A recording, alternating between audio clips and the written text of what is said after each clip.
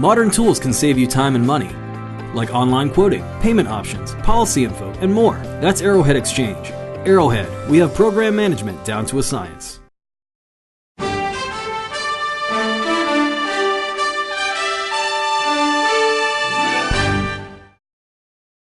Firms that heralded a 2010 U.S. Supreme Court case barring plaintiffs from bringing class actions under U.S. law based on securities traded outside the U.S.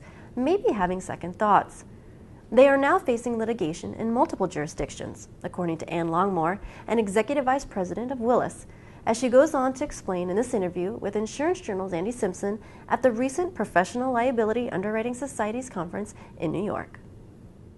Well, Morrison v. National Australia Bank, as decided by the U.S. Supreme Court, was thought to be a great victory for the defendants being foreign corporations.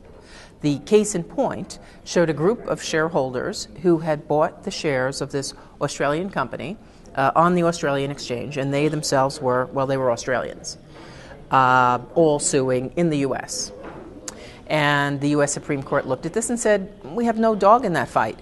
Why is the U.S. court hearing a case when there's no nexus? You know what? If the securities are not bought on a U.S. exchange, E.T. go home. Bring this case in your home courts. So immediately we had a number of suits in the U.S. where we had claims by both U.S. shareholders and foreign shareholders who were effectively sent home, sent packing with their case.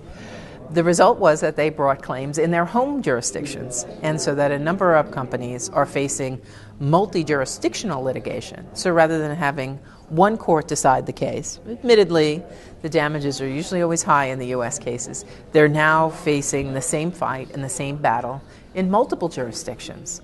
That also means that the plaintiffs' bar, the attorneys who work in those local countries, are having to become very quickly educated on how to bring these claims because they have now clients who want them to bring them in that local country. So it is a case of be careful what you wish for. Those who were celebrating, had to cork that champagne fairly quickly to begin to deal with now claims in multiple jurisdictions from the local shareholders who had bought their stock on the local exchange.